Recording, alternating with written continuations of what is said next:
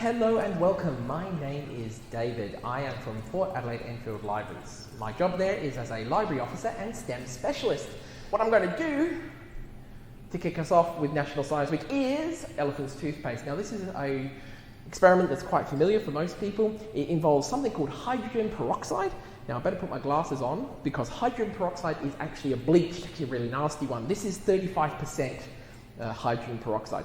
It's like water but with an extra oxygen rammed into it, so it's H2O2, and because of that extra oxygen it's quite unstable and it wants to get rid of it, and there is a decomposition of the chemical happening when you see this experiment. What we're going to add is a little bit of soap so that we can actually see and capture the oxygen bubbles that come off it, a little bit more, and I've got about 200 mils of peroxide in there.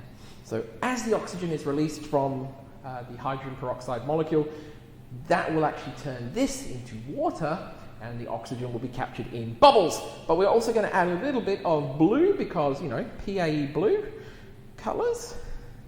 Let's get that, there we go. Now in this cup here I've got something called potassium iodide, and potassium iodide is a catalyst. Now in SciDuMe we call those things enzymes, but for chemistry we call it a catalyst, and a catalyst is a chemical that can be reused in an experiment over and over and over again, and it lowers the amount of energy required for a reaction to actually occur, or in this case a decomposition to occur. So it cheats a little bit by allowing us to not have as much energy needed for something to happen.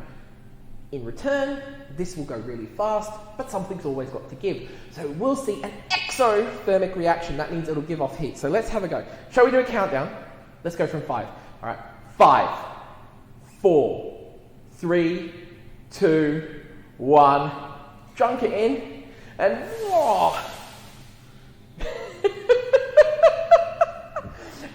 I hope you have a less messy National Science Week. Until then, keep curious and see you in the libraries. Bye.